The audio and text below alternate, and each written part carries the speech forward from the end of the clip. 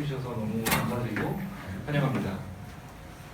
사실 이 자리가 가볍게 시작을 했었어요. 저희 사내에서 항상 이제 건축 설계하는 사람들이 이미지만 보다 보니까 텍스트를 좀 읽어야 되는 거 아닌가 이런 생각이 들던 찰나에 남스텍 교수님한테 이 책을 소개를 받아서 저희끼리 독서 모임을 했었어요. 그래서 6개월에 걸쳐서 좀 꾸준히 이 책을 조금씩 읽었는데 읽다 보니까 참 그 배움이 부족해서 이해가 안 되는 부분도 많고 그래서 교수님께 이제 드리고 싶은 질문들이 많이 생겼는데 또 그 반면에 이 책이 건축 설계를 하는 사람들은 일독을 할 만한 책이겠다라는 생각이 들어서 교수님을 모시는 기회에 여러분들도 좀 초대를 하면 좋지 않을까 이런 생각으로 시작을 했습니다. 근데 생각보다 판이 커졌네요. 예, 아무튼 이렇게 그 자리를 마련했으니 여러분들 이렇게 즐겨주시고 오늘 건축을 규명한다라는 자크 리강의 저서를 번역하신 남성택 교수님을 소개해드리도록 하겠습니다. 예, 남성택 교수님은 서울대학교 건축학과 및 프랑스 파리 마르느 라벨라 국립건축대학에서 석사 및 프랑스 공인건축사를 취득하셨고 스위스 로잔 연방공대에서 건축사학인 자크 리강 교수의 지도 아래 건축과 레디메이드에 관한 연구로 박사학위를 받으셨습니다. 2013년부터 현재까지 한양대학교 서울캠퍼스 건축학부 교수로 재직 중이시고요. 건축, 도시 및 오브제 디자인의 이론과 연계 연구, 그와 연계된 건축 설계에 초점을 맞춰 작업하고 계십니다. 여러 국내의 저널에 지속적으로 글들을 게재하고 계시고 이를 바탕으로 현재 저서집필 작업 중에 계신데요. 2019년에 이제 오늘 소개해드린 책 리강 교수의 오늘 건축을 규명하다를 감독 번역하셨습니다. 2019년에는 뉴욕대학교 인스티튜트 오브 파인 아트 방문학자로서 학연 연구를 수행하셨습니다. 그럼 남 교수님을 뜨거운 박수로 환영해 주시기 바랍니다.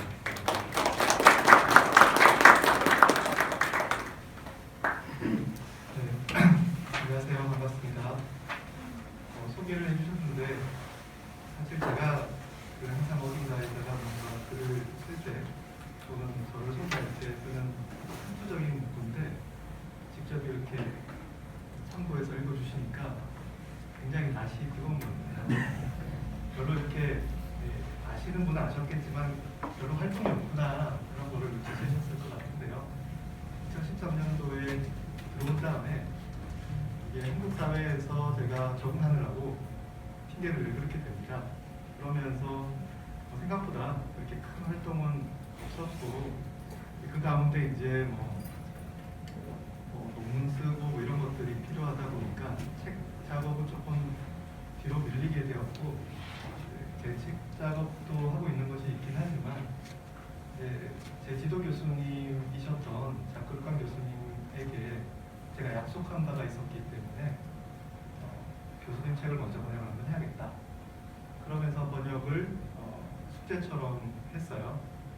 제가 2019년도에 연수를 안식년 때 미국으로 가면서 방문학자로 그때 이제 책을 마무리 번역을 했고 그 다음에 제가 한국에 없는 상태에서 그냥 출판만 덩그러니 한 상태였고 생각보다는 이렇게 반응들이 괜찮았고 반응이라는 게 뭐 이렇게 상업적인 반응은 전혀 아니고요. 건축책이 안 팔리는 거는 뭐 다 아실 거고 돈 벌려고 번역하는 건 전혀 아니었기 때문에 기대한 것도 사실은 없었지만 몇몇 건축인들은 그래도 재밌게 읽지 않을까라는 기대를 했고 생각보다 그래도 반응들이 있어서 2세까지는 나왔는데 제가 번역을 굉장히 좀 늦게 하는 바람에 계약이 그냥 간단한 상태에서 2세를 하게 되었고 그랬는데 이제 코로나가 또 생기고 하다 보니까 어느 순간 약간 조금 주춤하는 걸로만 제가 듣고서는 까먹고 있었어요. 이 책은 제가 굉장히 재밌게 저도 읽었던 책이고 또 한편으로는 재밌게 번역을 했는데 정말 저의 한계를 체감할 수 있었고 지금도 가끔씩 이렇게 펼쳐보면 잘못 번역한 것들이 눈에 띄는 것들이 많아요. 굉장히 그래서 고통스럽게 펼쳐보곤 합니다. 이러면서 원서를 계속 보는 게 저는 더 마음이 편해요. 책의 표지를 보시면은 불어 제목으로는 프레시지옹 수 오네타 페정 그 라시텍튜라고 하는 제목인데 이거 그냥 그대로 번역하면 건축의 현재 상태에 대한 그 프레시지옹이 되게 번역하기 좀 어려운데요. 상세한 설명, 규명, 규정, 정확하게 짚어나가는 것, 뭐 이런 식의 이상한 번역이 되길래 그냥 제가 결국은 의역하는 것이 낫겠다 싶어서 오늘의 건축을 규명하다라고 번역을 했어요. 한국의 그 많은 책들이 동사로 이렇게 쓰잖아요. 뭐 하다, 뭐 하다. 저도 역시 마찬가지로 그냥 그렇게 하게 되었는데 저 제목이 사실 저 개인적으로 굉장히 의미 있는 제목이었고 그 제목이 루강 선생님의 이 책과 잘 어울릴 수 있겠다는 생각을 했어요. 제가 좋아하는 텍스트 중에 르코르비시에의 우원의 라시텍튜라고 해서 오늘의 건축은 어디에 있는가 라는 제목의 텍스트가 있습니다. 그렇게 뭐 널리 알려진 텍스트는 아니지만 거기서 이제 5가지 원칙 이런 것들이 처음에 정의되기 전에 조금씩 자기 이론들을 펼쳐 정리했던 그 내용이고 그때 르코르비지에가 가졌던 생각들이 뭔가 지금 이 시대의 건축이 어디까지 와 있는가 그 질문에 대해서 답하고자 한 것이었잖아요. 이 책이 나름의 어떤 그런 야망, 굉장히 어려운 야망을 갖고 있다라고 생각이 들어요. 제가 이제 2001년도에 프랑스로 갔고요. 거기서 이제 2005년까지 파리에 계속 있었는데 그때 당시에 이제 제가 다녀보고 있었던 그 마르느 라발레라고 하는 국립건축대학이 베르나르 추미가 설계한 건물 속에 있었어요.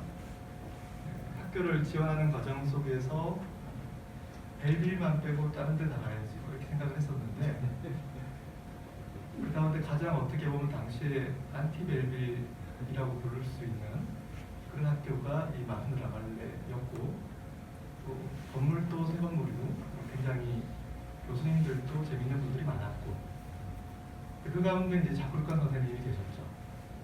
그러면서 이분이 하셨던 수업이 하나 있는데 그 수업이 현대 건축을 이해하기 위하여라는 이상한 제목의 수업이었어요. 제가 사실은 건축에 대해서 굉장히 좀 폐쇄적인 태도를 갖고 있었거든요.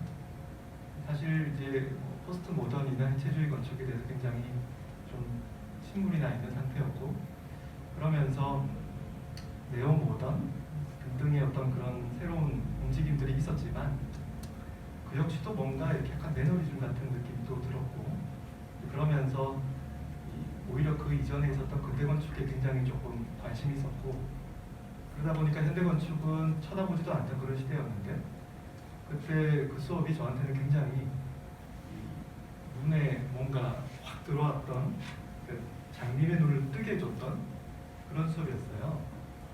오로지 이렇게 유일신만 믿고 그냥 한 사람만 쳐다보던 그런 사람이 갑자기 이렇게 다신교에 접어든 거죠. 엄청난 건축가들이 많았고 그 건축가들의 작업들이 뭐 제각각 굉장히 달라 보였지만 나름 다 일관성이 있었고 그 일관성을 제가 보지 못했다라는 것을 느끼게 되었어요. 그런 어떤 시각을 열어주신 이제 분이 바로 이분이셨죠.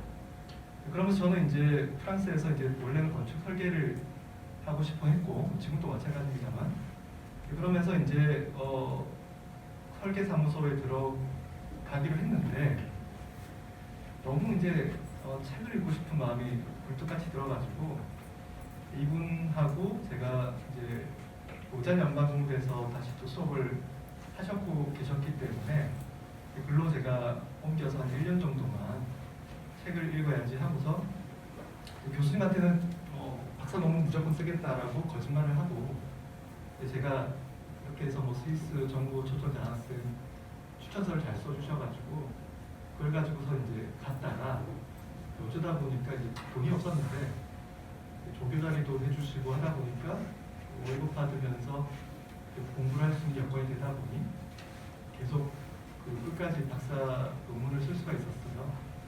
그때 굉장히 저한테는 많은 이제 학문적인 영감도 주셨고 기회도 주셨고 상당히 사실 좀 깐깐하신 성격을 갖고 계신 분인데 저한테는 너무 잘해주신 분이고 마음속으로는 되게 어떤 아빠 같은 그런 분이셔가지고 그러다 보니까 이제 제가 교수님의 어떤 그 책을 꼭 번역하겠노라라고 이야기를 했죠.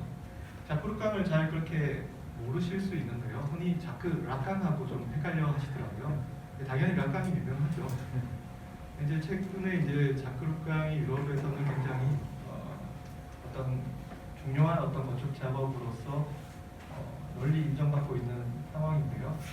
그 과정 속에서는 이제 컴포지션, 넌 컴포지션이라고 하는 구성, 비구성이라고 하는 책을 2009년도에 냈어요. 그 책의 어떤 특이점은 이제 건축학자라고 했을 때 우리가 흔히 예술사학자 출신의 어떤 학자도 있을 수 있고 이제 비교적 그렇게 오래되지 않은 역사인데 건축가 출신 가운데 이제 박사까지 하거나 이렇게 해서 건축가의 비전을 가지고서 연구를 하는 학자들도 있을 수 있겠죠. 류깡 선생님은 박사를 한 적이 없어요.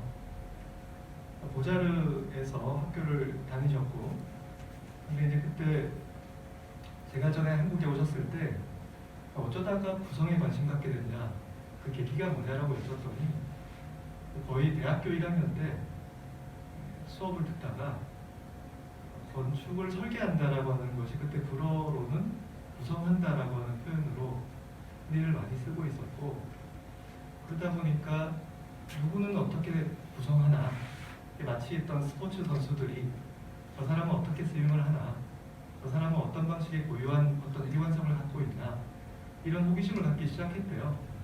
그러다 보니까 어떤 건축가들은 어떻게 설계하나가 그 1학년생의 머리에 박힌 거예요. 그 다음부터는 이제 당연히 이제 설계도 조금 하셨지만 이 파리의 그 IMC라고 하는 잡지가 있거든요. 아직도 지금은 나오고 있는데 80년대 때는 굉장히 그 잡지가 좀 전위적인 잡지였습니다. 예를 들면은 1980년대 초반에 렘프라스가 상당히 파리에서 프랑스에서 벌어졌던 많은 컴페티션에 참여했고 또 많은 기회들이 주어졌던 것을 여러분 다 잘 아실 텐데 그때 그 렘프라스 같은 사람을 처음 굉장히 주목시켰던 잡지가 바로 AMC였고 그때 편집장이셨어요. 잡지 편집장이자 건축가로서 시작을 하신 거죠. 그리고 공부는 그냥 혼자 계속 공부를 하신 거예요. 어떤 박사학위도 없이. 그러다 어느 순간 역사학자도 되시고 이론가가 되셨죠. 엄밀히 말하면 역사학자라기보다는 이론가예요. 왜냐하면 끊임없이 저 사람은 어떻게 설계하는가에 관심이 있으신 분이기 때문에 과거의 어떤 건축가들에 대한 연구도 하시지만 궁극적인 목적은 저 사람이 저 당시에 어떠한 방식으로 구성을 했는가 그리고 궁극적으로는 오늘의 구성은 어떠한가 또는 오늘의 건축을 구성이라고 할 수 있는가 그래서 비구성이라고 심지어 이제 부르기까지 하겠죠. 끊임없이 현대 건축에 대한 질문을 던지세요. 이런 것들이 역사학자로의 관점으로서 굉장히 위험한 겁니다. 이미 살아있는 사람들이 활동하고 있는 것을 아직까지 정리가 안 된 상태에서 위험하게 던져야 되는 것이죠. 이런 어떤 관점에서는 리스크가 있음에도 불구하고 본질적으로 이룩강 선생님은 끊임없이 현대 건축에 대한 깊은 관심을 갖고 계셨기 때문에 사실 따지고 보면은 렘프라스를 처음에 많이 소개했던 중요한 역할도 하셨고요. 그 다음에 해리족 드무롱이 처음에 굉장히 주목받기 시작했던 그 시기에 많은 글들을 또 쓰시기도 하셨어요. 올자티의 작품집에서도 보시면은 글을 쓰시고요. 굉장히 이 현대 건축에 대해서 적극적으로 분석하려고 하는 성향이 있다. 이런 성향들은 때로는 굉장히 위험하고 그 위험한 어떤 연구의 성과가 바로 오늘의 건축의 분명하다라는 책으로 나왔다. 이 이미지는 이제 2016년도에 이제 책이 나온 지 1년 뒤에 EPFL에서 그 노장대에서 강연했을 때의 모습이에요. 근데 이제 나중에 이 책이 다시 컨페런스를 통해서 소개가 될 때 로잔 연방대의 이루카 옥텔리라고 하는 교수가 있는데 이 이미지와 더불어서 뒤에는 지금 다 램프라스의 아주 거대한 아이콘 같은 건축들이죠.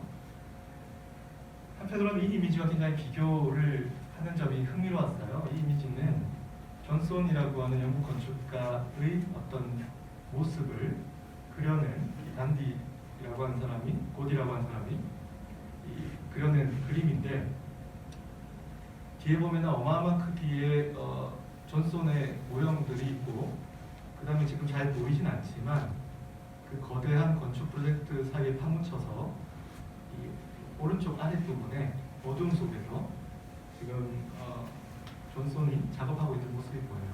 이 모습이 이 눈강의 모습과 굉장히 비슷하다. 그냥 어떤 의미에서는 그 다루기 어려운 현란한 건축들을 짓눌린 듯이 그럼에도 불구하고 용기를 가지고 다루고자 하는 모습들이 이 모습과 굉장히 흡사하다라고 이야기를 한 점이 굉장히 인상 깊었고요.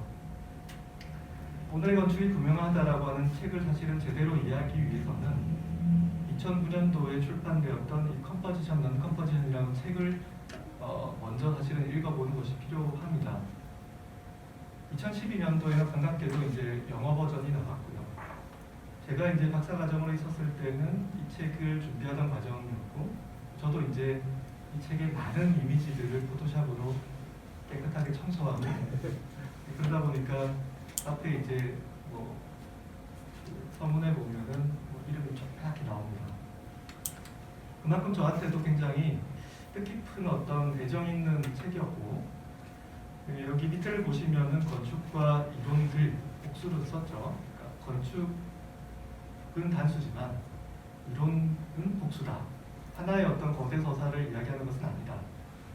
그리고 19세기부터 20세기의 건축에 대한 것이다. 표지가 이미 그것을 말하고 있죠. 가운데 보여지는 듀랑의 책 속에 나오는 사각형의 평면이라든지 그 위에 보이는 리스의 내셔널 갤러리 평면이라든지 비슷한 사각형인데 그것이 저마다의 다른 방식으로 설계가 되고 공간이 만들어지는 것을 병렬적으로 비교하고 있죠. 이 책을 제가 번역하겠다고 보험장담을 했는데 이게 거의 한 600페이지 가까이 되는 분량이고 30세개의 챕터로 이루어져 있어요. 물론 앞에서는 이제 19세기부터 시작하지만 뒷부분 가면은 이제 당연히 램프라스나 헤르족 등으로 도요이토 등등의 건축까지 이어집니다. 근데 이 책은 너무 두꺼워서 언제 이거를 번역하나 골머리를 앓고 있던 중에 2015년도에 이제 이 책이 나온 거죠. 이 책은 이제 10개 챕터니까 대략 3분의 1 이하의 분량이니까 제가 혼자서 한번 해볼만 하겠다. 그리고 또 한편으로는 제가 진짜 번역하고 싶으면 그전 책이지만 이 책이 조금 더 어떻게 보면은 한국의 더 반가운 책일 수도 있겠다, 당장은. 그런 생각이 들었어요. 제목은 사실은 굉장히 위험한 제목이죠. 르꼬르비지에가 1929년도에 남미를 여행하고 그러면서 1년에 10개의 강연을 합니다. 그리고 그때 했던 관련 내용들을 가지고 1930년도에 책을 낸 것이 프레시지온이죠. 이 책은 이제 이관석 교수님과 정진국 교수님이 함께 아마 번역을 한 걸로 우리에게 알려져 있는 책인데요. 이 책의 제목처럼 거의 같은데 마지막에 얼바니즘만 뺐어요.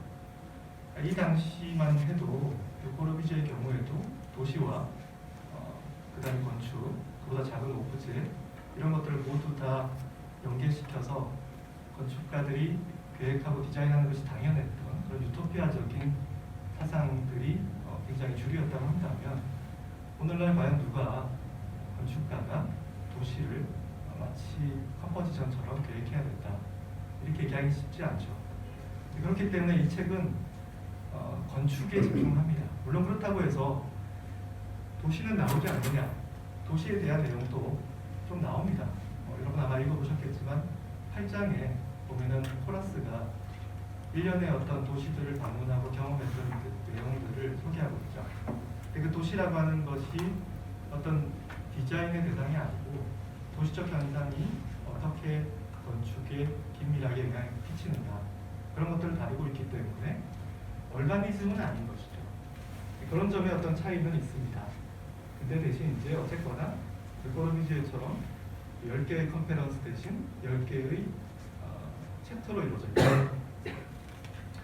물론 르꼬르비지는 자기 건축을 얘기하는 것이고 르칸 같은 사람은 제3자로서 어떻게 보면 그 비평의 입장에서 현대 1985년도부터 2015년 즉 약 한 세대의 최근 한 세대의 건축의 양상들에 대해서 묘사하고자 하는 점에서는 조금 차이가 당연히 있습니다. 한편으로는 현대 건축을 20년대 초반처럼 저렇게 뭔가 일관성 있게 쓸 수 있을까라고 하는 의문점들이 생기죠. 보통 우리가 하는 것이 얘기 많이 하는 것이 오늘날 무슨 이론이 소용이 있어? 이론은 존재하지 않아. 이렇게 얘기하기도 하고요. 그러면서 많은 건축들이 전혀 어떤 통일되지 못한 저마다 다른 그런 양상으로 펼쳐지고 있다라고 우리가 느껴요. 특히 이제 형태적 관점에서 보면 당연히 그럴 수 있는데 이제 룩강의 견해는 그럼에도 불구하고 특정한 시대에는 특정한 건축들이 등장할 수밖에 없다라는 것이고요. 그렇기 때문에 그 시대의 사람의 눈에는 때로는 이질적으로 보이더라도 나름의 어떤 일관성을 갖고 있는 일련의 작품들이 분명히 있을 수 있다. 물론 그것이 절대 다수가 아닐 수도 있죠. 따지고 보면 근대 건축이 태동했던 그 시기에 근대 건축은 다수가 아니거든요. 이처럼 그 당시에 눈으로 보기 어렵지만 나중에 지나고 보면 묶어낼 수도 있는 가능성이 늘 존재하고 그럴 수 있었던 가능성이 존재하는 이유는 다른 눈으로 봤기 때문일 수 있겠죠. 예를 들면 형태로 보면 오늘의 건축은 전혀 하나의 어떤 방식으로 묶어낼 수 없어요. 그러나 어떤 작업의 어떤 프로세스적인 관점에서 보면 여러 가지 어떤 문제의식들이 일관성을 갖고 있는 경우들이 있을 수 있고 그것들을 모으려고 하는 것이고요. 물론 이제 그것이 하나의 어떤 시대적 정신, 거대 사사로 묶이는 것이 아니라 여러 가지 것들이 동시다발적으로 이루어진다라고 하는 점에서는 분명한 차이가 있을 거라고 생각이 듭니다. 룩강 교수의 어떤 한 특징은 건축가들이 무슨 말을 했는가 굉장히 중요하게 생각을 해요. 그래서 아마 여러분들은 많은 어떤 인용구들을 보게 되실 텐데요. 보통 이제 당연히 현학적인 어떤 연구의 텍스트 속에서는 굉장히 우리가 이해하기 어려운 다양한 어떤 지적 리페런스들이 등장하게 됩니다. 그것은 불가피하게 어쩔 수 없는데요. 저에게도 일부 인용구들이 굉장히 어려웠고요. 그건 어쩔 수 없지만 다만 분명한 것은 건축가가 무슨 말을 하고 있는가를 굉장히 주목하고 있다. 그래서 많은 어떤 인용구들 가운데 상당한 다수가 건축가들이 뭐라고 말하고 있나라는 겁니다. 그렇기 때문에 이게 어떤 한 사람이 자기가 바라보는 주관적 관점에 의해서 물론 관점은 주관적일 수 있지만 그런 방식으로만 묘사하는 것이 아니라 건축가들이 스스로 말로 또는 글로 표명하고 있는 것과 그 다음에 그 사람의 작업들을 비교해 가면서 정리하고 있다는 점에서는 굉장히 이 건축가들에 대한 어떤 존중도 있고요. 또 한편으로는 그 건축가들이 때로는 자기 작품에 대해서 충분히 명확하게 말하지 못하는 경우도 있고요. 또는 엉터리의 어떤 결과도 있을 수도 있겠지만 그런 경우들은 룩강이 이론가로서 조금 더 창의적인 방식으로 해석해서 보완적으로 또 적고 있는 부분들도 분명히 있는 것 같아요. 물론 이제 결국 이론이라고 하는 것이 말이고 글일 테지만 그보다 먼저는 사실은 생각인 것이고 그 생각이 건축에 잘 전염되면 때로는 말이나 글로 표현되지 않더라도 이미 그 건축은 자기만의 이론을 갖고 있다. 그렇게 생각할 수 있을 것 같아요. 그래서 이제 2019년도에 책을 낸 것이고요. 짧은 어떤 소개를 하자면 2021년도에는 또 다른 책을 내셨어요. 아비떼 빌의 아시텍티유라고 해서 거주하다. 그 다음에 도시와 건축이라고 하는 제목으로 해서 또 비슷한 분위기죠. 또 많은 평면들이 등장하고 있고요. 이번에는 다 주거에 대한 내용입니다. 특히 20세기의 건축에 있어서 주거라고 하는 것을 그 중요성을 빼놓을 수가 없잖아요. 그래서 이제 주거에 대한 어떤 이 20세기 전반부터 21세기 초반까지의 이 다양한 내용들을 정리해서 책을 내셨고요. 사실 좀 의욕만 있으면 이런 책도 제가 번역을 하고 싶었는데 지금은 제가 다른 작업을 하고 있는 게 있어서 조금 주저하고 있는, 다만 이제 안타깝게도 아직 그 영어로는 번역이 되어 있지 않은 책이 있다라는 정도로 말씀드립니다. 책을 펼쳐보면은 이제 그 앞에 다음과 같은 여러 몇 가지 중요한 어떤 인용구들이 등장합니다. 예를 들면 수학자인 손해동의 인용구 가운데에는 다음과 같이 얘기하는 것을 볼 수 있는데요. 만일 우리가 어떤 오브제가 지닌 개념을 파악하고 있지 않는다면 우리는 그 오브제를 제대로 인식할 수 없는 것이죠. 그 오브제를 이해하기 위해서는 그 오브제가 왜 그렇게 만들어졌는가, 물론 이제 어떻게 만들어졌는가도 중요하죠. 그러나 왜 저 오브제가 저렇게 만들어졌는가, 그 오브제의 개념에 대해서 이해해야만 한다라고 이야기를 하고 있고요. 어떤 의미에서는 우리가 어떤 건축, 특히 지금의 건축을 이해하려면 그 건축의 개념이 무엇인지를 이해해야 된다라고 하는 어떤 절대적인 표현이기도 한 것이죠. 물론 어렵죠. 어렵지만 어렵다고 피할 것이냐 아니면은 일단 시도해 볼 것이냐, 그런 차이가 있다고 보여집니다. 일단 묵강 교수가 굉장히 좋아하는 매번 인용이 등장하는 이 문구는 푸코의 문구인데요. 이것을 어느 특정 시대에는 말할 수 있고 그 이전에는 전혀 언급된 적이 없다라고 말하는 것이 어떻게 가능할까? 각 시대마다 이 시대에만 이것이 말해졌다라고 하는 것을 어떻게 이해할 수 있습니까? 굉장히 어려운 이야기죠. 어떤 하나의 어떤 이 인생의 목표가 아니었을까? 묵강의 표현을 그대로 빌어보면요, 이 책 속에서는 건물을 설계하는 수법들의 그 속에 내재된 논리들을 이제 이해하고자 하는 것이죠. 또 한편으로 이제 여러 가지의 새로운 건축적인 카테고리들, 하나의 어떤 장르나 양식 이런 게 아니라 몇 가지의 카테고리들로 묶여질 수 있다면 묶겠다는 것이죠. 그것이 여러 가지를 하더라도. 그리고 그 새로운 건축적 설계 개념들이 가능하도록 하게 하는 어떤 특정한 조건들이 있다면, 다 지금 복수예요. 단수가 아닙니다. 그런 것을 통해서 어떤 일종의 계보와 족보를 만들 수 있다면, 그러면은 이제 그런 것들을 해야 될 필요가 있다라고 믿은 것이고, 그 책이 이제 나름의 어떤 성과로서 등장한 것이겠죠. 오늘 제가 시간이 1시간밖에 없는데 지금 벌써 보니까 한 25분 밖에 안 남았어요. 일단은 1시간이라 하더라도 7시 반까지 하셔도 됩니다. 네. 1시간이든 1시간 반이든 2시간이든 사실은 이 책의 내용을 일일이 다 설명을 드리는 것도 사실은 좀 어려운 것 같아요. 저는 오늘은 그냥 책이 어떤 내용이다라는 것을 살짝만 얘기한 다음에, 원래는 챕터 1장, 오늘 2장 정도 집중해서 좀 얘기하고 그렇게 정리를 하려고 했거든요. 그래야 또 다음에 3, 4장 해달라고 불러줄 테니까. 자, 우리가 보게 되면은 지금 10개의 챕터로 나누어져 있는 것을 볼 수 있고요.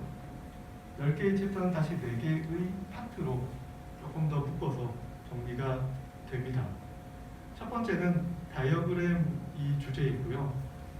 1장은 다이어그램인데 그것이 스트럭처일 때, 여기서 스트럭처를 그냥 구조라고 번역을 해도 되는데 굉장히 그 구조체로서 잘못 이해될까봐 굳이 이상한 표현인 구조 틀이라는 표현을 썼다라는 점, 어색하지만 저한테는 불가피한 것이었어요. 그러니까 마치 이제 이것은 어떻게 보면 스트럭처라고 번역하기보다는 프레임 또는 프레임워크라고 번역을 하는 것이 영어로는 더 적절할 수 있었겠다는 생각이 듭니다. 불어로는 분명하게 스트릭티브였고 다이어그램의 어떤 이야기가 시작이 되는데 그 다이어그램이 구조틀, 스트럭처로서 그 건축의 어떤 체계를 만들어 나가는 어떤 기본 틀. 근데 스트럭처라고 하는 순간부터 이것이 모든 것이 다 완성되어 있는 스트럭처라고 생각을 하면 안 되고 일종의 어떤 그 체계들이고요. 그 체계들 속에서는 끊임없이 변화할 수 있는 것들이 가능한, 예를 들면 뭐 메가 스트럭처 같은 그런 어떤 스트럭처 같은 것을 얘기하는 것이겠죠. 두 번째는 형상으로서의 다이어그램이고요. 이 브로러 피규어라고 되어 있는데요. 우리가 클린로우의 뭐 피규어 그라운드 그때 그 피규어죠.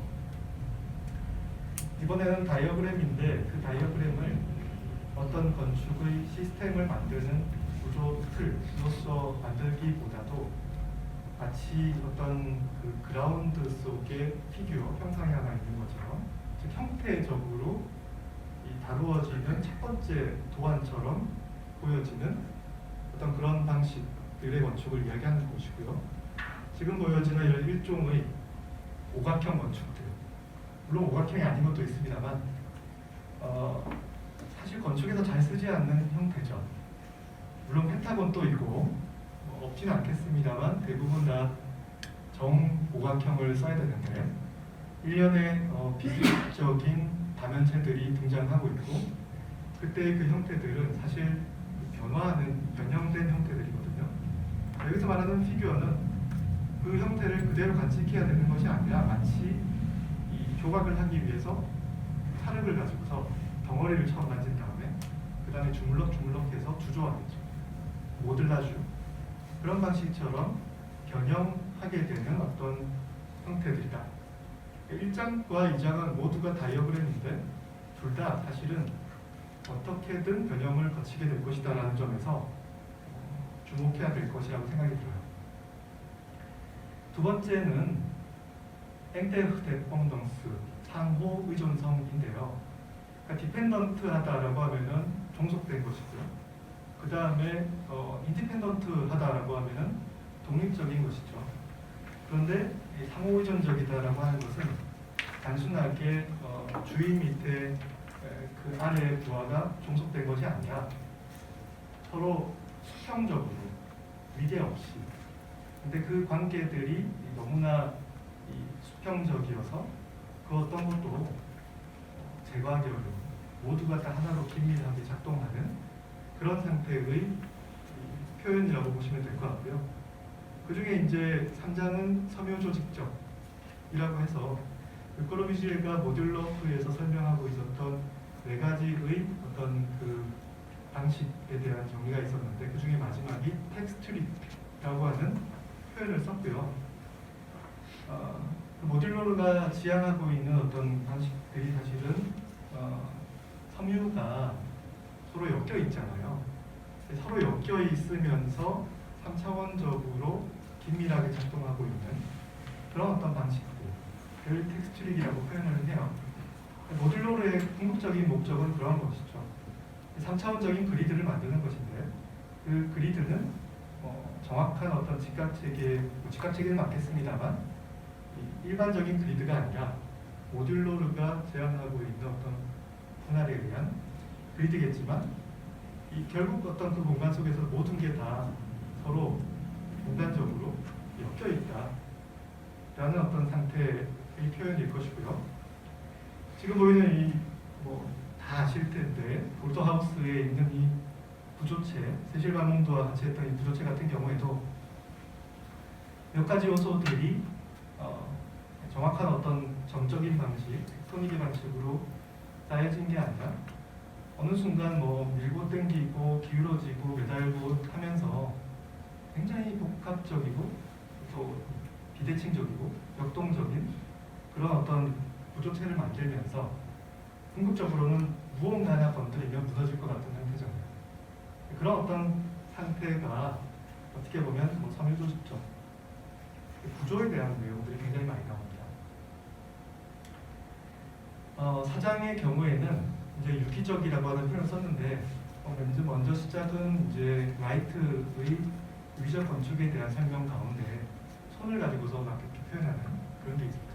그래서 유기적 건축은 기둥보 등등으로 쌓여져서 만들어진 게 아니고 서로 삼각지가 낀 것처럼 땡기는 텐션에 의해 가지고 모두가 다 엮여지는 그런 어떤 형태의 건축의 표현들이 있었는데 거기서 출발한 표현이겠죠. 물론 그 내용 속에서는 그 또 다른 어떤 현대 건축을 하나의 거대 서사로 표현하고자 했던 일련의 어떤 그런 건축적 시도들 그것이 얼마나 설득력이 있고 또 육강 스스로도 그것을 사실은 그렇게 관심 갖고 있지 않을 수도 있는 그러나 언급하지는 또 않을 수 없는 그런 어떤 일련의 건축들 그레그린이라든지 등등의 어떤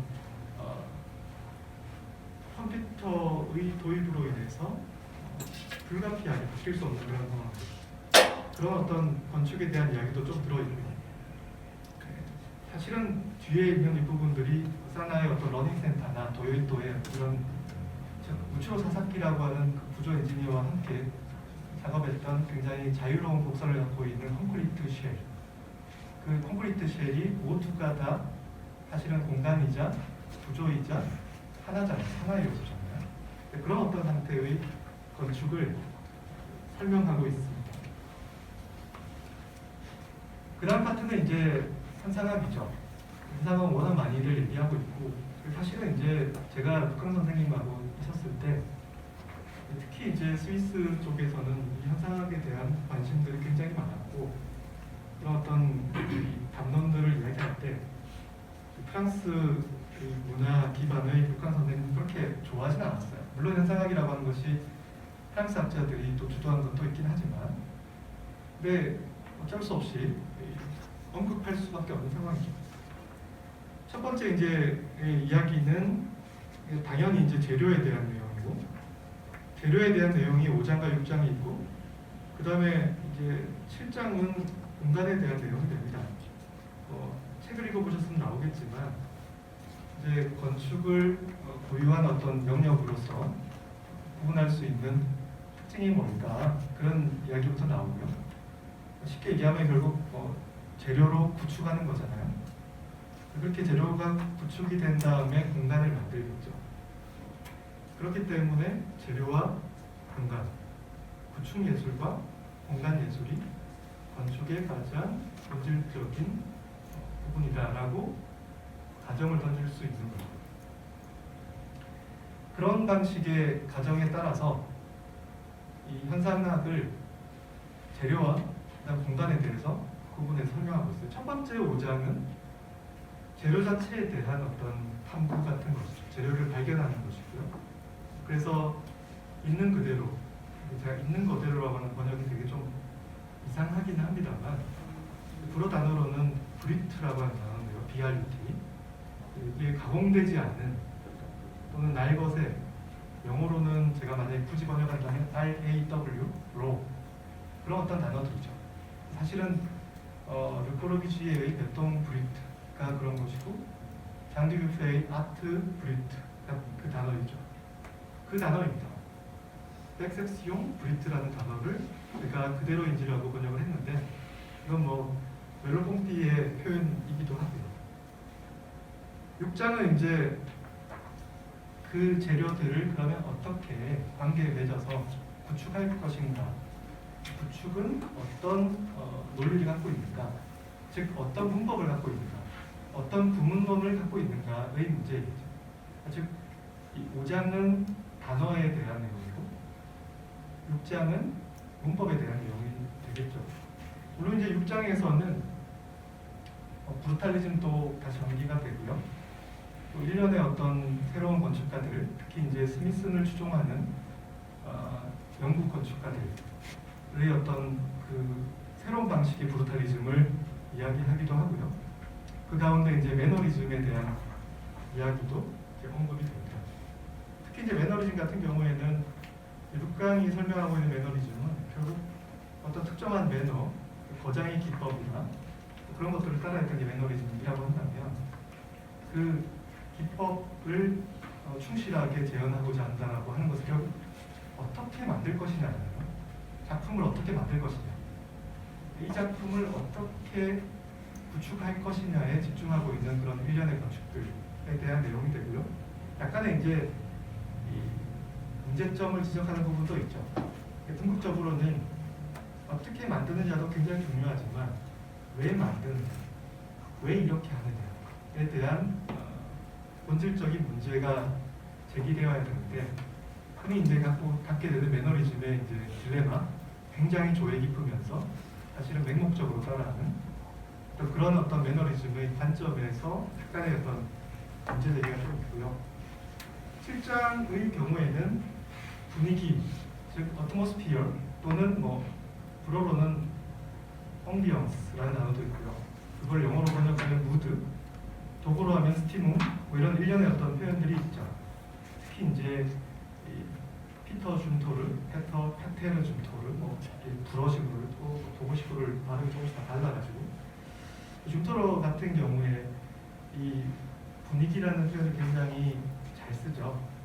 그 분위기와 공간은 뭐가 다를까? 이런 어떤 질문을 던지면서 이 분위기를 한번 그러니까 이해하도록 노력해 보시는 것이 저는 필요하지 않을까. 이 책에서 명확하게 이것은 분위기고, 그 분위기는 일반적인 공간하고 이런 점에서 완전히 다르다라고 철저하게 이렇게 정의하고 있지는 않는 것 같아요. 이제 제가 생각했을 때는 이 분위기는 결국은 누가 느끼느냐, 모든 현상학들이 그런 것처럼 관찰자의 어떤 게슈탈트, 관찰자가 어떻게 인지하느냐가 굉장히 중요하죠. 그러니까 결국은 건축가가 만들어낸 공간을 우리가 느낄 때는 나름의 어떤 굉장히 일반적인 방향성을 갖게 되는 경우도 있죠. 건축가가 이런 것이 공간이야라고 던지고, 관찰자 또는 사용자 또는 건축주 또는 경험자들은 그 공간을 건축가가 제안하고 있는 그 방식에 따라서 경험한다면 굉장히 이것은 전통적인 방식의 공간이 될 거라고 생각이 들어요. 왜 일련의 건축가들은 그런 어떤 강압적인 공간을 만들지 않아요. 그 공간을 정의하지도 않아요. 다만 어떤 공간의 경험을 하도록 촉발시켜주는 장치를 만들죠. 여기서 이제 많은 건축가들이 자기의 어떤 어린 시절의 기억, 경험, 냄새, 온갖 종류의 그런 추상적인 그런 것들을 이렇게 하면서 그 경험들을 가장 어떻게 보면 향수처럼 순수하게 뽑아가지고 재현하려고 만들어요. 그렇기 때문에 우리는 그 공간 속에서 때로는 머물면서 또는 움직이면서 느끼겠죠. 근데 이제 공간도 사실은 그렇지만 이 분위기의 경우에는 각자가 갖고 있는 기억이 다르기 때문에 저마다 그 경험은 달라질 수 있다. 그러니까 어떤 종류의 경험을 해야 된다라고 절대 강제할 수는 없는 것이죠.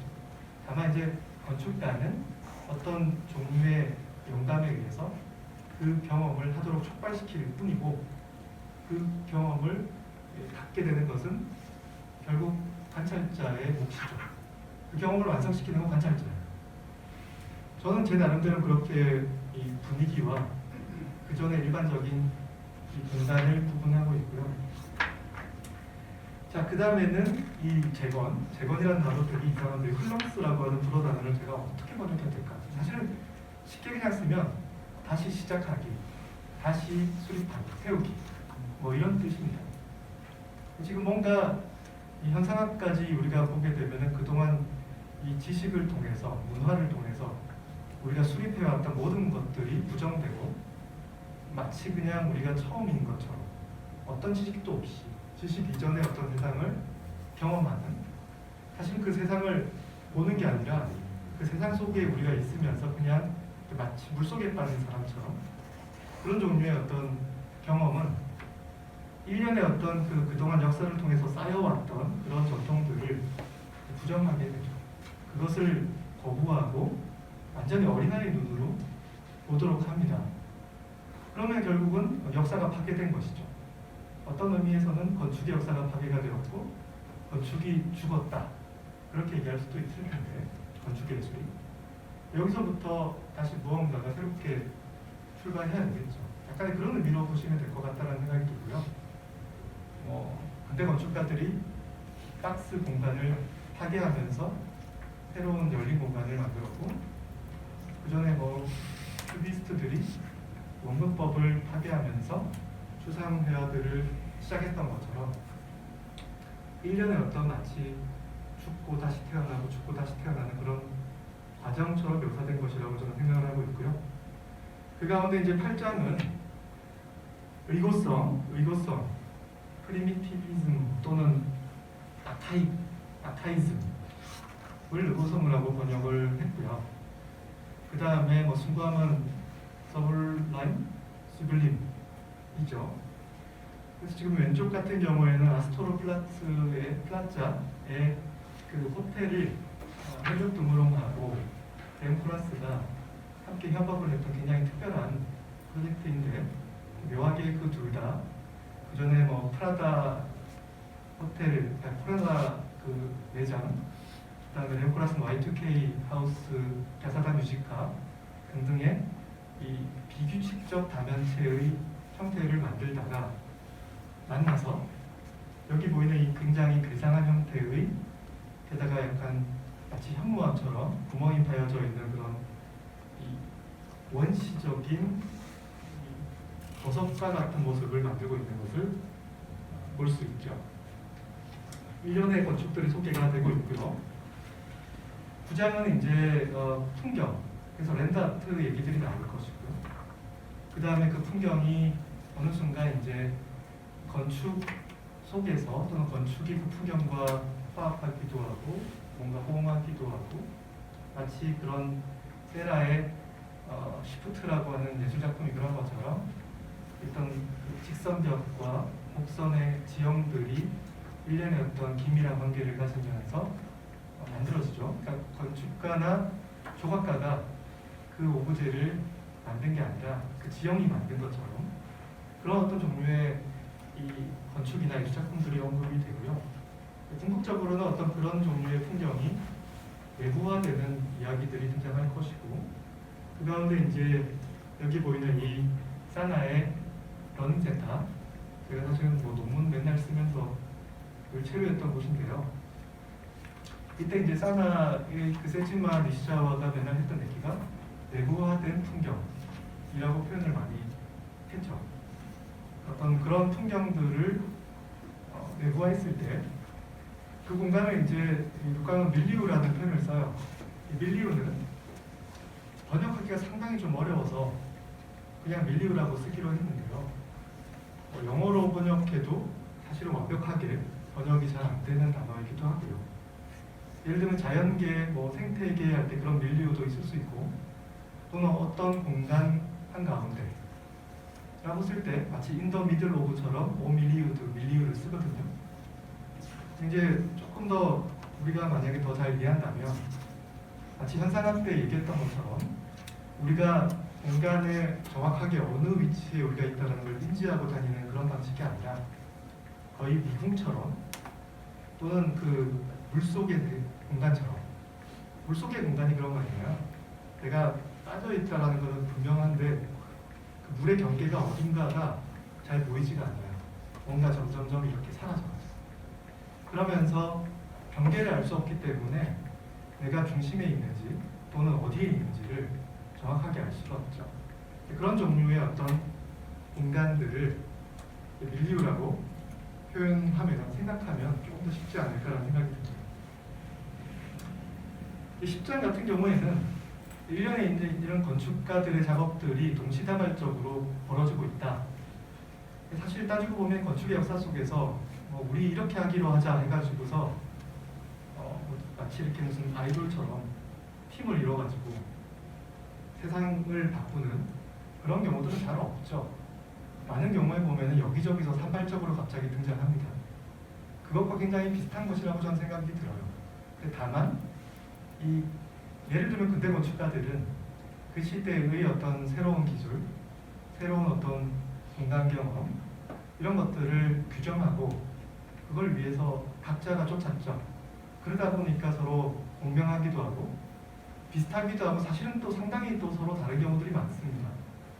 근데 이 현대 건축가들은 서로 뭔가 공통적으로 추구하는 목표가 이 교집합이 잘 없다라는 생각이 들어요.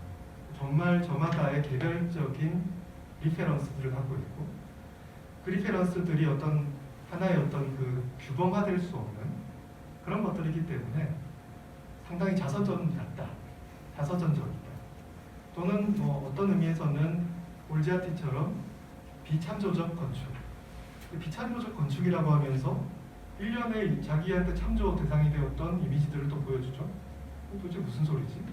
한편으로는 우리가 흔히 공식처럼 생각하고 모델처럼 생각하는 그런 기성화된 기득권 건축, 역사 이런 것들이 아니라 철저하게 제로에서 자기의 시각에서 바라보는 것들이고 그렇기 때문에 때로는 상당히 우리가 건축의 역사에서 바라보게 되는 사례들도 존재할 수 있다. 그걸 거부하는 게 아니고요. 이게 내한테 마음에 들면 들어가는 거죠. 그래서 후지모토 같은 경우에 만달라의 일련의 이미지들을 보면 얼마든지 르꼬르비지에의 종이노도 들어갈 수 있고 그 다음에 칸이 좋아했던 콘롱공 그 스코틀랜드 성도 들어갈 수 있고 또 심지어 자기 건축도 당당하게 그 중에 하나로 들어갈 수가 있겠죠. 그래서 그런 현상들이 전 세계적으로 조금씩 퍼져지고 있다. 근데 철저하게 다원성을 지닌다. 이런 내용으로 정리할 수 있을 것 같습니다. 근데 오늘은 이제 다이어그램만 조금 얘기를 하고 마치도록 하죠. 다이어그램은 그냥 다이어그램 자체도 엄청난 학문의 대상이 될 텐데요. 간단하게 넘어가도록 하죠. 옥스퍼드 사전 같은 걸 찾아보면 제일 쉽잖아요. 보게 되면은 결국은 생각인 것이에요. 생각을 어떻게 그림으로 표현하나 이렇게 생각을 하면 될 것 같아요. 근데 왜 다이어그램인가? 왜 건축에서 다이어그램인가?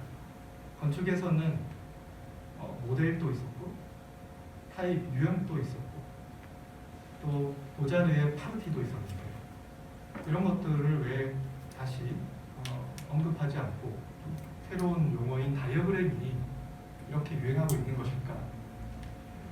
알토로시 같은 경우에는 도시들을 모뉴먼트와 그다음 바뀌는 것들로 구분했고 특히 바뀌는 것들이 끊임없이 바뀐다 하더라도 유형들이 남는다고 이야기하면서 굉장히 도시에 숨겨진 유형, 남아있는 유형 그 유형 자체가 영속적으로 계속 전승되는 그런 어떤 이 도시를 꿈꿨죠. 여기서 말하는 어떤 유형은 그래서 굉장히 영속적인 우리가 어떤 공동체가 만들어낸 일련의 어떤 그 시간과 집합을 통해서 만들어진 합의에 의해서 만들어진 그런 것이라고 보면 되겠죠. 그러니까 철저히 개인주의적인 관점이 아니라 내가 만든다고 만들 수 있는 게 아니라 모두가 합심해서 무의식적으로 만들어지는 것이겠죠. 타입을 우리가 어떤 불어로서는 어떤 사람을 표현하기도 하고 그 다음에 또 어떤 성격, 특성, 캐릭터 이런 것들을 같이 쓰기도 하는데요. 모든 어떤 하나의 타입들은 어떤 하나의 특성을 갖고 있는 것이고요. 물론 이제 그 타입을 우리가 영속적으로 남긴다 하더라도 건축했을 때는 필연적으로 어떤 변형을 겪게 되는 것은 물론입니다. 듀랑은 프레시 데 일루스종 다시텍튜라는 책 속에서 일련의 어떤 이런 간단한 다이어그램을 연상시키는 이미지들을 보여줬는데요. 이 책은 사실은 어떻게 구성하는가를 교육시켰던 책이에요. 그래서 일반적인 언어를 배울 때처럼 알파벳을 가르치고 단어를 가르치고 그다음 문장을 작성하는 방법들을 가르치겠죠. 그런 것들이 엘레먼트, 그 다음에 파티, 그 다음에 홀, 엉성블 그렇게 발전하게 되는 그런 과정들이 있고 그런 어떤 그 요소들의 이야기들뿐만 아니라 궁극적으로는 전체를 어떻게 만들 것인가. 보자르가 보통 흔히 이제 어떤 영감을 받은 다음에 그 다음에 빠른 속도로 에스키스를 그려서 어떤 도안들을 만들죠. 우리가 흔히 이제 설계사무소에서 보면은 조금만 가설게 해주세요. 공짜로 그렇게 얘기하잖아요. 근데 이게 어떻게 보면 가설계 같은 것이죠. 근데 이 가설계는 사실은 사라지는 것이 아니라 가장 핵심적인, 가장 근본적인 것이죠. 그래서 파르티를 사실은 번역하기 되게 어려운데 어떤 선택이기도 하고 어떤 수단이기도 하고 어떤 기법이기도 한데 결국은 큰 결정이라고 보시면 될 것 같아요. 그래서 영어로 때로는 번역할 때 빅 아이디어라고 번역이 되기도 하고요. 그런 어떤 파르티 같은 경우에는 예를 들면 내가 아홉칸 집을 하나의 첫 번째 파르티로 결정한 다음에 그 다음에 이것이 다양한 재료들로 실현이 되겠지만 그래서 변형이 가능하지만 변형이라기보다 변화가 가능하겠지만 그 파르티는 끝까지 이 건축 속에 남겠죠. 이 두량은 이제 그렇게 해서 건축이 어떻게 구성되는가를 다음과 같이 보여줬어요. 첫 번째는 이제 이렇게 큰 윤곽을 그리는 것이죠. 이게 바로 파르티죠. 그 다음에 조금 더 세분화되고 이제 중심선을 두 선으로 나누고 그럼 중심선 사라지고 그 다음에 세부적인 요소들로 장식하기 시작하면서 건축이 구성된다. 가장 중요한 것은 뭘까요? 바로 1번이죠. 루이 칸이 퍼스트 유니타리안 처치 앤 스쿨을 설계했을 때 다음과 같은 이 일련의 도시들을 보여줬는데요. 첫 번째는 이제 퍼스트 디자인이라고 얘기를 하고 퍼스트 디자인의 결과는 바로 첫 번째 버전이죠. 근데 그 위에는 폼이라고 얘기해서 이 폼하고 디자인을 철저히 구분합니다. 칸에게 있어서 가장 이상적인 이 기능을 담아내는 폼은 바로 여기 보이는 것처럼 가운데에 교회당이 있고 그 다음에 회랑을 돌아가는 엄블라토리가 있고 코리도가 있고 그 다음에 스쿨이 가장자리를 감싸는 방법이 될 것이고요. 이러한 폼 또는 뭐 파르티 또는 이제 다이어그램이라고도 부를 수 있는 요소들을 실제로 계획하는 것이 디자인이 되겠죠. 그래서 흔히 폼은 what이고 디자인은 how다 이렇게 칸을 얘기하지 않습니까? 마음에 안 들었어요. 그랬더니 결국은 다시 시작하자. 스쿨하고 교회당을 나누고 마음에 안 들죠. 위기가 분명히 다른데. 그러니까 노무하면서 덜 중요한 스쿨들을 뜯어서 붙이기 시작하면서 뭔가 이 비규칙적으로 보이나 가운데 있는 주공간은 철저하게 기하학적인 건축을 만들죠. 그러면서 디자인을 완성시킵니다. 두 개는 사실은 거의 다른 프로젝트이기도 하면서 가운데 중심 공간이 있고 가장자리는 덜 중요한 공간, 즉 가운데는 서브드 스페이스, 가장자리는 서번트 또는 서비스 스페이스가 위치한다는 점에서는 사실은 같아요. 그리고 그 칸의 건축의 가장 이상적인 모델, 존재하기 때문에 모델이라고 얘기하죠. 그 모델인 홍능공 성의 경우에 가운데에 주공간이 있고 가장자리에 두꺼운 벽이 있는데 그 두꺼운 벽 안에 빈 구멍들이 잠재적으로 가능한 포실의 공간들이 있을 수 있을 때 이것이 칸에게 있어서는 끊임없이 꽤 건축 속에서 반복적으로 등장하게 되는 하나의 다이어그램이 되겠죠. 엑시터 라이브러리는 어떤 의미에서는 아까 그 퍼스트 유니테리안 처치의 퍼스트 디자인과 굉장히 닮았다. 훨씬 더 그래서 아이콘 같지만 또 한편은 다이어그램 같다. 너무 지나치게 다이어그램 같다라는 느낌도 만들 수 있겠죠. 가운데 중앙에 중요한 게 있고 가장자리에 덜 중요한 게 있다. 이게 사실은 어떻게 보면 벤담의 파놉티콘의 아이디어이고요. 푸코는 그 파놉티콘이 감옥에만 존재하는 것이 아니라 다른 인간의 어떤 권력의 관계가 수직적으로 작동하는 그 모든 다른 곳에 적용 가능한 어떤 하나의 모델이다. 그러니까 이것이 특정한 기능에 의해서 적용되는 것이 아니라 얼마든지 그것이 감옥일 때는 당연히 그런데 환자를 치료해야 될 때도 있을 수 있고 병원에 학생을 가르쳐야 될 때는 학교에 뭐 등등의 다양한 방식으로 적용이 가능하다. 그렇기 때문에 이 다이어그램은 철저하게 그 어떤 타입이나 또는 뭐 모델이나 또는 다른 파르티 그 역시 조금씩 다듬어져야 되지만 훨씬 더 유연할 수 있다. 그 자체가 형태가 아니기 때문에. 그래서 그 다이어그램들이 어떻게 바뀔 수 있느냐, 바뀔 수 있도록 허용하느냐. 보통 무언가를 문제없이 바꾸게 하려면 틀이 있어야 돼요. 그게 스트럭처이겠죠. 가르니에가 오페라 하우스를 설계해야 됐을 때 이것은 그 당시에 사실은 늘 있어왔던 프로젝트지만 훨씬 더 혁신적인 새로운 유형의 오페라를 만들고자 했고, 그렇게 해서 만들어진 이 오페라 하우스는 하나의 어떤 새로운 모델이 되었죠. 근데 가르니에는 그것을 설계하기 위해서 유럽에 있는 각 극장들을 분석을 했고, 그 극장들을 분석한 내용들을 이 테아트르라고 하는 책을 통해서 발표를 합니다.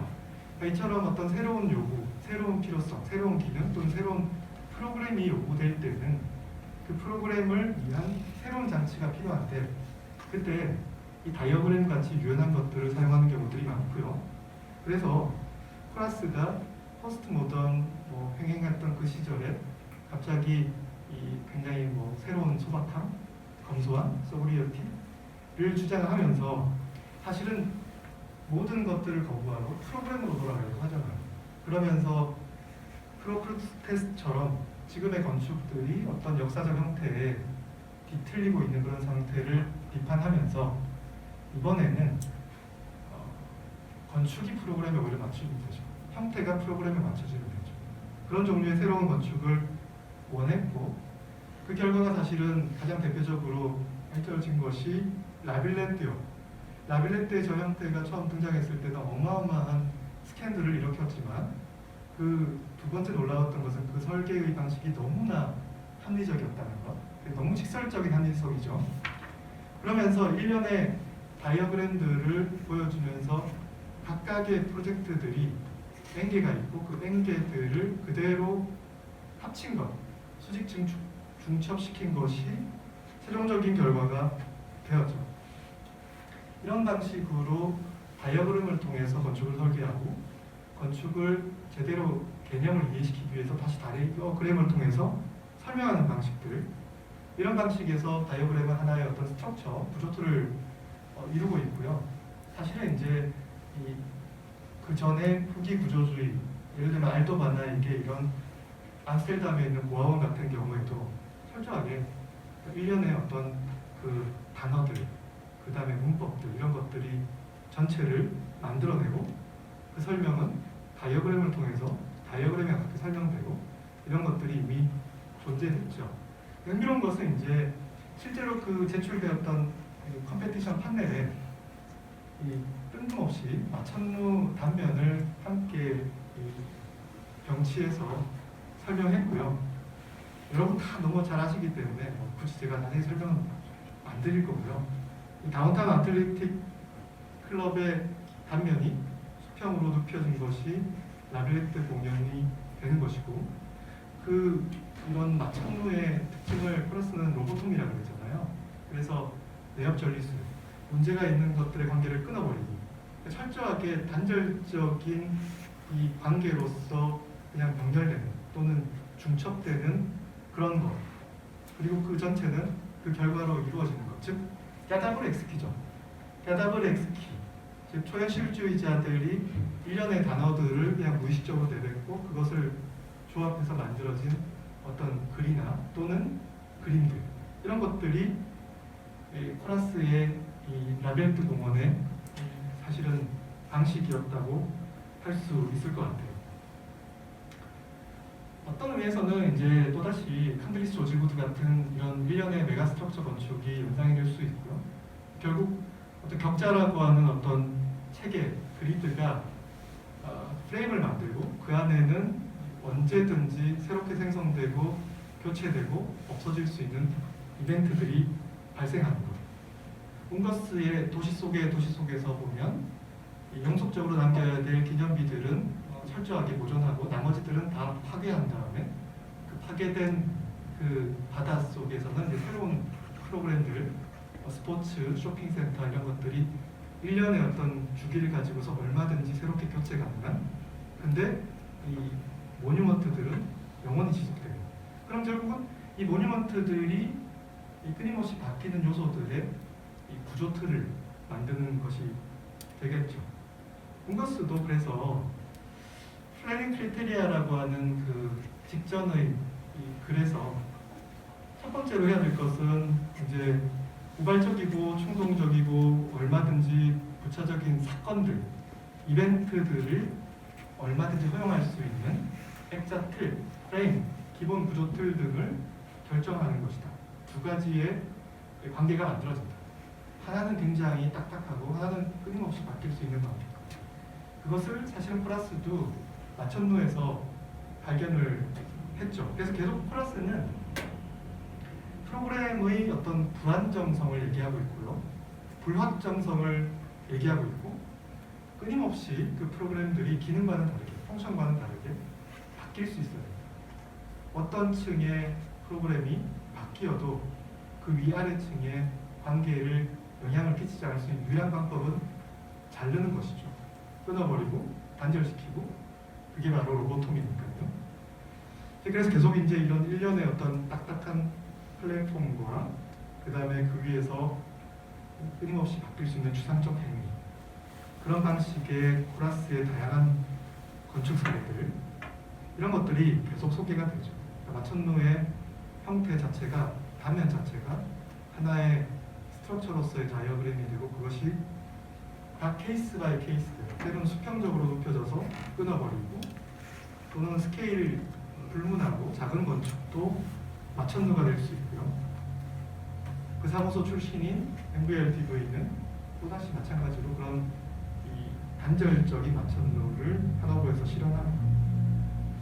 때로는 시애틀 라이브러리처럼 상당히 변형된 형태, 그것을 이제 유전적 변형이라고 얘기를 하는데요. 사실 저 검정색들만 이렇게 층층이 쌓으면은 아까 우리가 보았던 다운타운 아틀레틱 클럽하고 똑같은데 그 틈 사이를 벌렸죠. 즉 다운타운 아틀레틱 클럽을 벌린 것, 적절한 예가 아닐 수 있는데요. 도널드 저드의 전시는 과연 저 큐브일까 아니면 저 박스 사이의 로이드일까? 여하튼간에 그런 걸 벌리면서 그 속에는 끊임없이 연속적인 공간이 만들어지고 박스 속은 단절적인 공간이 만들어지고 그 다음에 그 박스들이 적절한 이유에 의해서 내부적 또는 외부적 이유에 의해서 뷰에 의해서 끌어당겨지면서 변형을 겪게 되고요. 그렇게 해서 이루어진 전체를 갖게 되겠죠. 이때는 이제 우리가 그 코라스의 타이피칼 플랜 텍스트를 다시 한번 연기해 볼 필요가 있을 것 같은데요. 일련의 그 익명의 건축, 건축가 없는 건축 또는 어떠한 그 without quality의 평면들을 보여주고 있죠. 가장 어떻게 보면 특징이 없는 평면이 바로 표준층일 텐데 특히 이제 미국식 표준층들을 보면 가운데 코어를 통해서 그 나머지 공간들은 무한한 자유를 누리게 될 것이고 또 물론 이제 각종 설계 장치들에 의해 가지고 코어로부터 외피의 간격은 얼마든지 넓어질 수가 있겠죠. 그래서 모건뱅크의 평면에 대한 내용이 나오고요. 이 평면은 사실은 굉장히 딱딱한 격자처럼 보이지만 아까 조금 전에 보았던 그 입면을 팠던 것처럼 얼마든지 자를 수 있다. 예를 들어서 미스 반데로의 공간, 그 공간도 굉장히 중립적이고 또 이제 뭐 유니버설 스페이스라고 불리기도 하는 그런 어떤 펑션도 담아낼 수 있는 거대한 하나의 빈 공간을 얘기할 수도 있겠지만 이런 공간들은 구조에 의해서 경계가 지어지죠. 그러니까 미스의 공간을 우리가 잘라낼 수 있을까? 잘라내면 안 되죠. 그러나 이 램코라스의 공간은 또는 타이피칼 플랜들은 얼마든지 주어져 있는 사이트 형태에 따라서 잘려질 수 있고 그 속은 마치 공원처럼 자유롭게 점유될 수 있다. 그래서 미스 반데로의 그 내셔널 갤러리를 보게 되면 처음에 이제 이노그레이션 할 때 계획된 안을 보면 미스의 공간에 적합하도록 열린 공간의 어떤 구성 방식이죠. 게다가 칸막이들이 가능하면 없어야 되고 있어야 된다면 그림을 걸기 위해서인데 그 칸막이들이 다 매달려야 되고 나름의 어떤 질서 정연한 모습의 비대칭이지만 거기다가 콘텐트라는 전시를 2004년도에 했을 때 거의 이거는 번달리즘이죠. 그 미스의 공간 안에다가 온갖 종류의 잡동사니들을 풀어놓은 듯한 모습은 미스의 공간을 유니버설 스페이스를 타이피컬 플랜으로 바꿔버린 모습이고요. 그래서 이제 그 다음에 이제 일련의 어떤 프로젝트들을 보게 되면 다 타이피컬 플랜이다. 얼마든지 자유롭게 만들어진다. 무엇 때문에? 한편으로는 코어 때문에. 코어는 굉장히 구조틀을 형성할 수도 있고요. 마치 운거스의 도시의 도시 속의 그 열도처럼. 그 다음에 빈 공간들은 각 층마다 자유롭게 또 자유롭게 잘려질 수도 있고요. 그게 사실은 유니버설 헤드쿼터 빌딩의 정신이죠. 그래서 이 4개의 코어가 있고 그 4개의 코어는 조직체, 특히 구조틀을 형성하고 있고요. 특수한 형태가 될 것이고 수평 바닥은 굉장히 특수성과 반대되는 일반적인 공간이 될 것이고요. 또 하나는 굉장히 확정적인 것이라면 또 하나는 굉장히 혼란스럽게 유동적이고 자유로울 수 있다. 물론 그 회사가 이제 시그램 빌딩 그 시그램 회사하고 연관되어 있기 때문에 코어를 자마다의 개성적인 병으로 표현했고 그 다음에는 마치 몽따주 영화 필름처럼 저마다의 장면들이 있을 수 있다. 저마다 각각의 완전히 다른 세상들이 공존할 수 있다. 그렇기 때문에 표면은 더 이상 어떤 그런 계획이 아니라 건축 계획이 아니라 오히려 지도에 가깝고 조직체, 조직자 또는 이제 조직체 다이어그램 또는 지하철 노선도 그런 형태다. 그런 것들이 계속 보여지고요. 그 다음에 이제 이 수직 중첩된 그런 마천루의 형태들이 이제 계속 끊임없이 하나의 다이어그램, 구조 틀로서의 다이어그램으로 제한이 되지만 계속 바뀔 수 있다. 심지어는 단절이 아니라 완전히 철저하게 연속적인 바닥으로 만들어질 수도 있고 그때 이 모든 공간들이 이제 다 타이피컬 플랜이 되겠죠. 물론 기울어졌지만 다 대개는 이제 타이피컬 플랜이고요. 이걸 다 펼쳐버리면 하나의 이 실외, 도시에서 특히 이제 파리니까 파리에서 우리가 보게 되는 블루바흐 대로를 이제 맞닥뜨리게 될 것이고 자주 등장하게 되는 여기 지금 밑에 있는 텍스트를 그대로 한 건데요. 이 방문자들은 보들레르의 방랑객, 플라네르처럼 새로운 어떤 19세기 말의 도시를 그냥 관찰하는. 근데 이게 약간의 건축적 산책로와는 저는 구분된다고 보여져요. 건축적 산책로는 건축가에 의해서 예정되어 있는 어떤 경로들이 있고 그 경로를 따라서 산책하게 됩니다. 시작이 있고 끝이 있어요. 근데 이 보들레르의 플라네르는 그 경로가 설정이 되어 있지 않고 물론 이제 연속적이긴 하지만 그렇게 되면 자유롭게 오르내릴 수 있고 사실은 궁극적으로 모두가 이어져야 됩니다. 그런 어떤 생각들이 베를린에서 그리고 우리 근처에 있는 광교에서 테스트되고 있는 것을 볼 수 있는 것 같아요.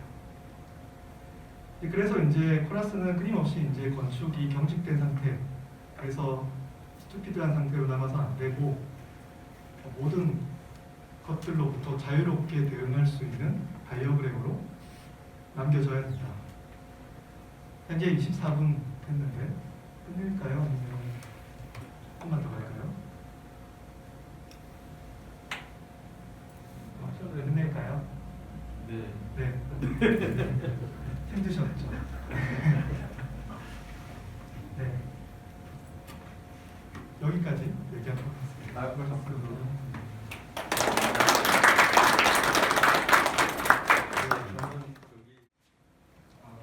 뜬금없이 다시 한번 박수 보내주시면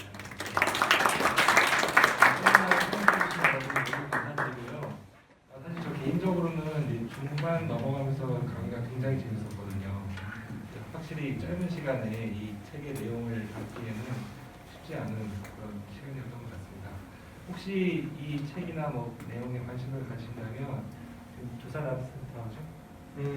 두산아트센터 아트스쿨에서 이 책을 주제로 해서 5강을 지금 준비하고 있는데요. 관심 가져주시고 참석해 주시면 좋은 시간 될 수 있을 거라고 하겠습니다. 다시 한번 감사드리고요. 사실 오늘 간단하게 다과회를 좀 준비를 하고 싶었는데 코로나 때문에 못하게 됐습니다. 근데 뒤에 이제 간단한 떡을 좀 준비했으니까 받아가시면 좋겠습니다. 감사합니다.